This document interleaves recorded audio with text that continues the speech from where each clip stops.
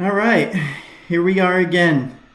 The ride for the Phoenix continues with our leadership questions. So today we have Dan Zawacki joining us to help us answer. This one is going to be a real tough question. So, so Dan, thanks for joining us here. My pleasure. Thanks for having me on. All right. So, well, I'll start by just giving you the question, and then we'll move on then into hearing more about you and your story and everything. So this question was from Kay Griffin at North Lawndale College Prep, and her question was, how do you work with people who live different lifestyles or different religions? So that'll be a good one for you. So That's a good one. yeah, yeah. So Tommy, you mentioned, I just have to just kind of interrupt before we let Dan get started. You mentioned that the ride for the Phoenix continues. How much riding have you done since we concluded the ride a week ago? Well, you know what? Okay, hand over heart. Come on now, let's be on. I got on my bike and I rode it around the block. I might have gone 5 miles at the most. Okay, all right. Got big blocks out there. Yeah, he does live in Texas. Yeah, the block sure. is essentially 640 acres. So, right. That's right. I think it's about at least 4 miles. Yeah, I'm still recovering, I'm sure. That's amazing what you guys did. Yeah, yeah. Did you ride? I have to imagine you rode, right? I did get one bike ride in, Okay, but nice. I drove the RV, just so everybody knows. After I dropped you and your son at the airport in Philadelphia, I went on to Harrisburg, Pennsylvania, and just slept for a few hours in Harvey the RV, and then I set a new record for myself driving. I took the next 20 hours the next morning, started early, drove 20 hours with 15-minute breaks, and made it to Minneapolis at 1 a.m. on Monday morning. Holy cow. That's a road trip. Yeah, it is. That was one heck of a road trip. So it was good to go back. As you can see, I'm clean shaven, so the beard did not last long when once I got back, which made me more aerodynamic. I was much more comfortable. Right. Perfect.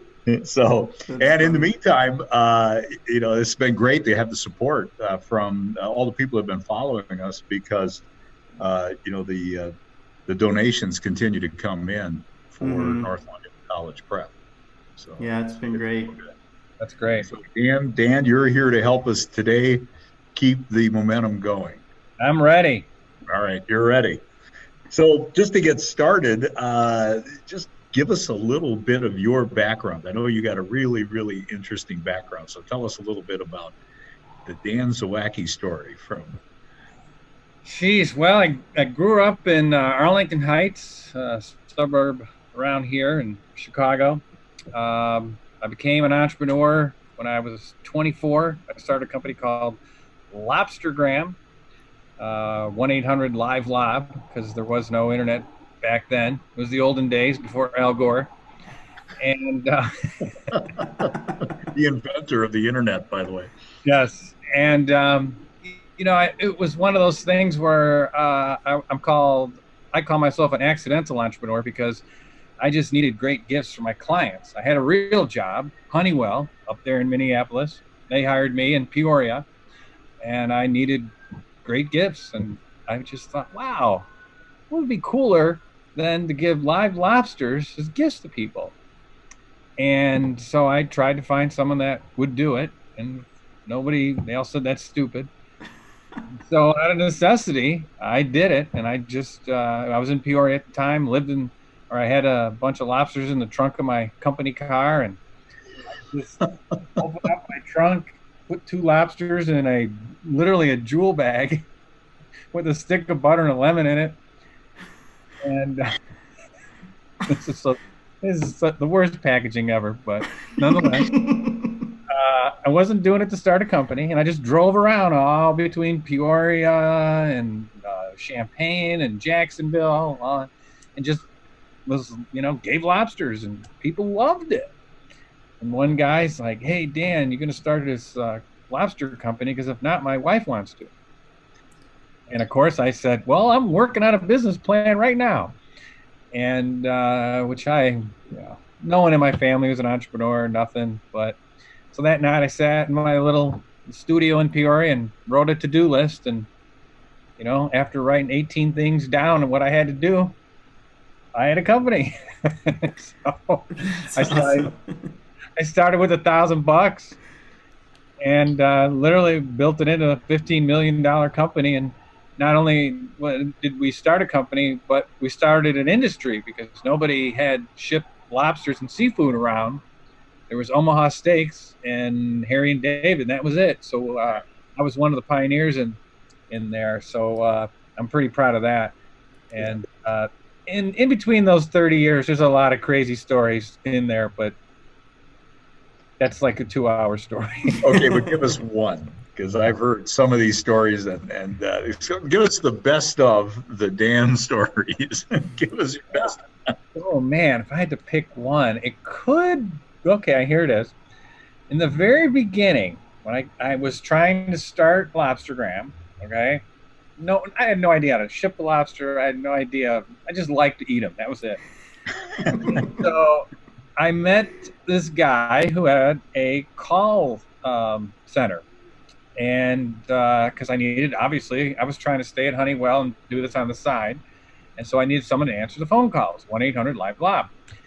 And so I go to meet him, and it's in an old county morgue building. And it was really freaky. I mean, it was like 1854. I mean, and it was bizarre. And so I'm telling him my idea, and he's like, "Oh, yeah." He goes, "You need some space for your warehouse?" And I'm like, "Well, yeah, I do." And I go, "Well, what do you got?" And he goes, "Oh, I got 2,000 square feet for $50 a month." I'm like, "Oh my gosh, are you kidding me?" So he goes downstairs, and we go into the embalming room. And in the basement is the embalming tables. And then they have the pull-out refrigerated little boxes where the bodies were. And so I was like, "Well, $50, I guess, I could handle that." And so my first lobsters I packed on were on the old embalming tables. And I started. Oh, no. Is anybody listening to this, do not call Dan for the money back guarantee. Yeah. So I would say that's probably the craziest thing, because on my little to-do list was find a warehouse. And I found a warehouse and a call center. Wow. That's funny. That was the beginning of building a company from $1,000 of your own money to a company that had $50 million in revenue. Yeah, so pretty crazy. That's a true story too. You can't make that up. That's hilarious. And I might add, it was haunted. Haunted by lobsters or haunted by? I don't know what, but I'd hear chains rattling at night. Lights would turn on and off. I mean, it was crazy. You would not go there after dark. Okay. Tommy, I hope you don't have a follow-up question on this. No, that's it. Yeah, thank you. That's a great story, but it's crazy. So that's what awesome. are you working on now? So now I am doing what 30 years of Lobstergram basically prepared me to do. I did Lobstergram for 30 years, right? Uh-huh. Loved it. It was my passion. I mean, I thought I loved every moment, a waking moment, and my dreams were all about lobsters. And probably about 2015-ish, I was kind of bored. Things were running smoothly, except for banks. That's another story. And I just wasn't having fun. It's really what it amounted to. And then I was going to have to put a ton of money into it to get to the next level. with people. I need to add some freezer space. I had a warehouse in Maine and all this. And somebody gave me this book called Traction. Wow. And they said, here, read this. This might help you get motivated.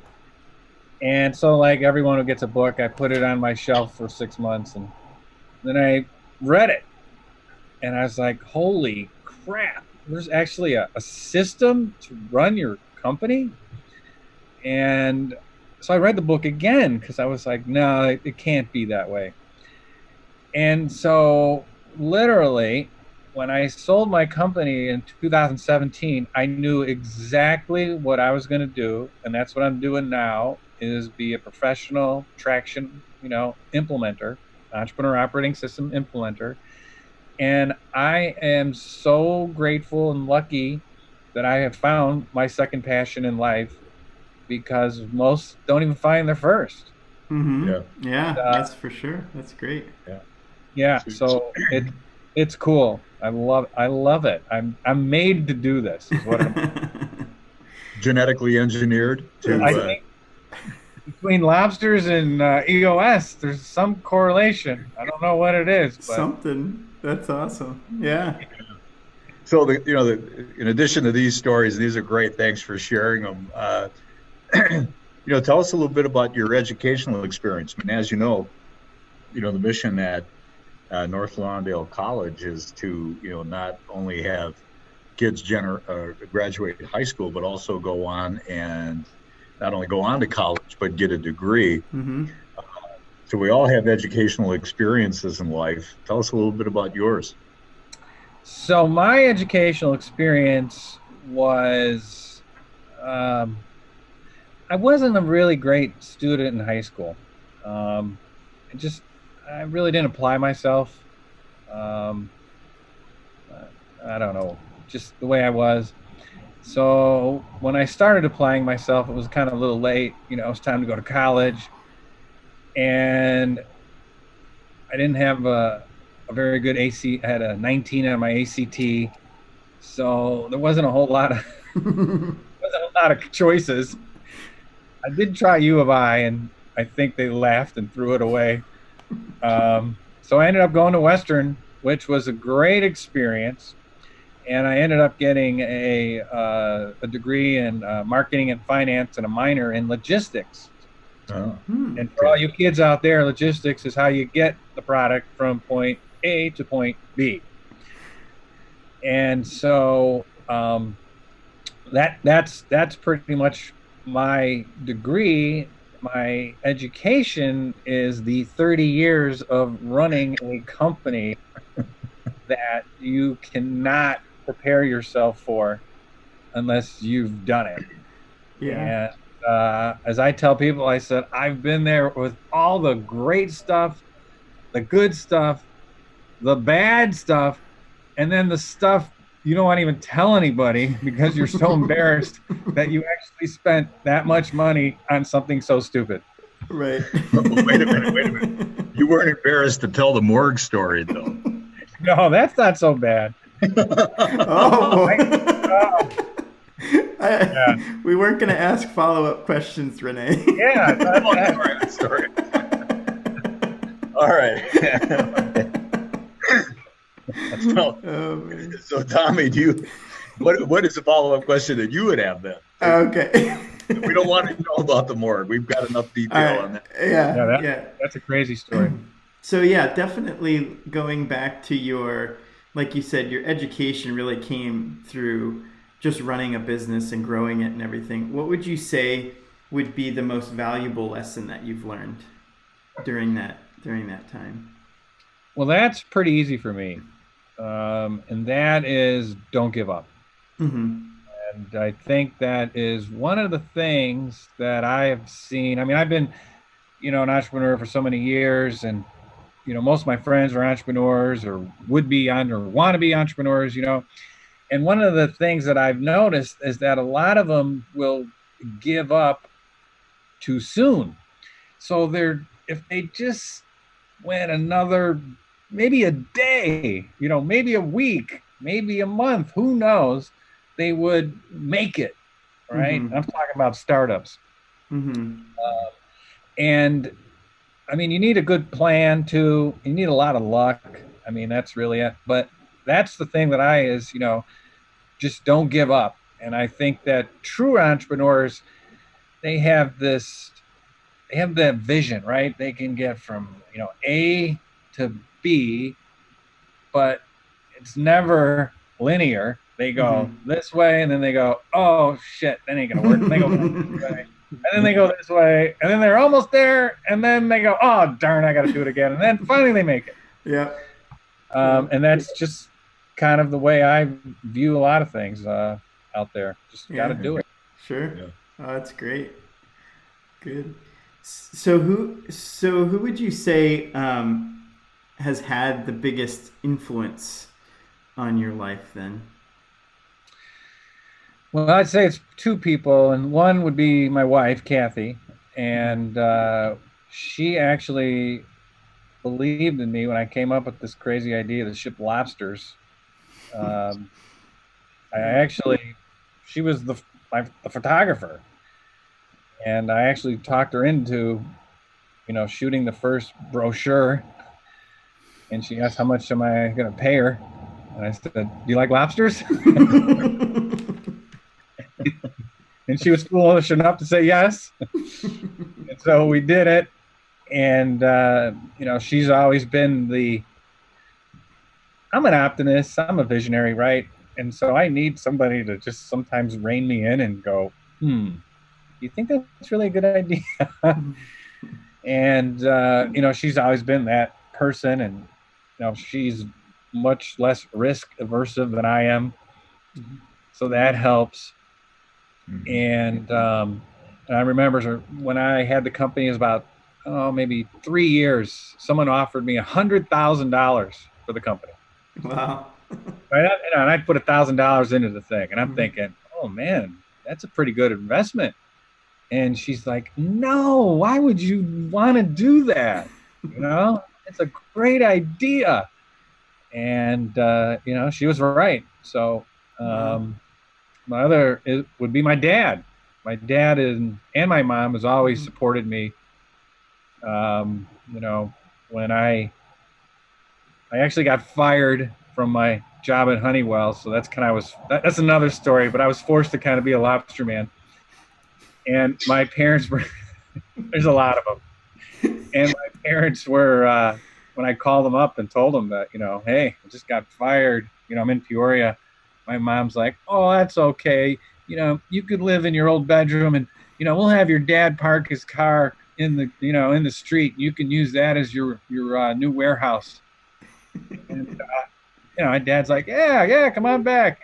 We'll give you 6 months. And I was like, wow, all right, things are looking up. So, It's great. As Hillary Clinton said, takes a village. Yeah. Takes a village, yeah. I just knowing you somewhat, Dan, I would just say that you're humbly confident. You're humbly confident. That's great. That's what that's what I admire about you. I mean, and a fun guy too. But it's just sort of like life's to be lived. Every day is a learning experience, and I'm not maybe the smartest guy in the room or whatever, but I'm not going to ever give up. Right? So I'm humble, but I'm confident in and that's what makes you good at what you do now. Well, thank you. That's kind of you to say that. And I mean, I've said this just yesterday. I said I'm not the smartest guy in the room, but I try and find the smartest people. Yeah. Yeah, that's why I hang out with Tommy, by the way. Yeah, right. Just to be clear. I kind of guessed that, actually. Oh man, this group's in trouble. Are you ready for the question of the day? I think I am. You're okay. You're ready for this one. All right. Okay. So this is from Kay Griffin, and the question is: how do you work with people who live different lifestyles or have different religions? So, experience. yeah. So from my experience, I have it from when I was an owner of a company, Lobstergram. I hired over, I think I estimate about over 2,200 people because we were very cyclical, so we had to hire a lot of people. So I must say, when I first started, my views on this subject were different. And I'm not afraid to say that. You know, the LGBTQ community, I'll say, kind of scared me because I didn't get it, right? You know? Mm-hmm. And my wife, she was a photographer. So when I got exposed to that environment, all of a sudden I'm like, oh my God, these people want the same things that I want: a nice house, nice family, nice job, nice car, all those things. And I really realized that I'm the person who has the problem, has the issue, and just being stupid and pigheaded. Mm-hmm. And once I realized that about myself, it all really comes down to me to respect, right? And I don't care whatever color, whatever race, religion, whatever you are, is it comes down to being respectful to that person, you know, especially as an employer or a friend, Mm-hmm. and then it doesn't matter about anything else. And on the other end of it, they have to be respectful too. Mm-hmm. You know, respect is always a two-way street. And so, um, you know, I had my share of people that would just do really bad things, and you know, you had to fire them, right? And at that point, it didn't matter, you know, whatever race, religion you were, you know, you crossed the line. Mm-hmm. So the other thing I've learned is don't play favorites either, right? Treat everybody the same, treat them with respect. And so to kind of add to that, the answer to that, I have a client right now who I absolutely adore and love. And their religious views, they cannot drink and they don't swear. So I have a tendency during my EOS sessions to maybe drop an F-bomb occasionally. So during the focus day, I don't remember what it was, but I dropped an F-bomb, and their whole team just looked at me, and I was like, oh. And I'll never forget, the owner goes, Mr. Zawacki, we do not use foul language here. And I was like, okay. I go, is shit okay? You know? He goes, Mr. Zawacki, not use that language here. And I go, what about poo-poo? You know, what if I really need to make a point? Can I say poo-poo?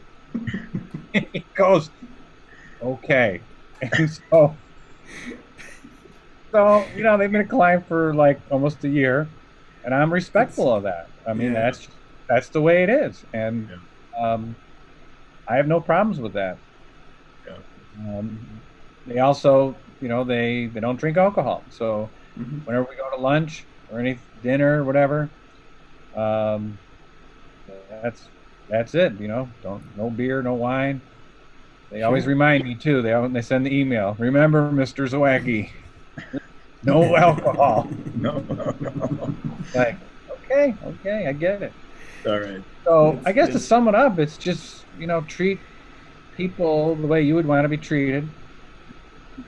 They're not different. Nobody's different. We're all the same. We all want the same things. We want nice houses, and cars, and have a great job and have fun and live life to, you know, Mm-hmm. the best we can.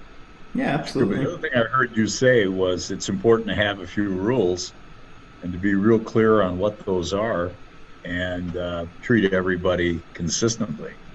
That no one's beyond or above the rules, Mm-hmm. Right. whatever they might be. Right. And just because you're in some religion or something else, you still have to follow the rules at your office or wherever it might be. Mhm. Sure. Yeah. You don't get any special treatment. It's just, you're just like treated like everybody else, and I think that's the thing that is most important. Yeah. So what seemed like a really tough question turned out to be really simple. Yeah. Respect. Just respect. Yeah. That's what I wrote down. It's all respect. Yeah. Yeah. Both ways. It's perfect. Yeah. Yeah.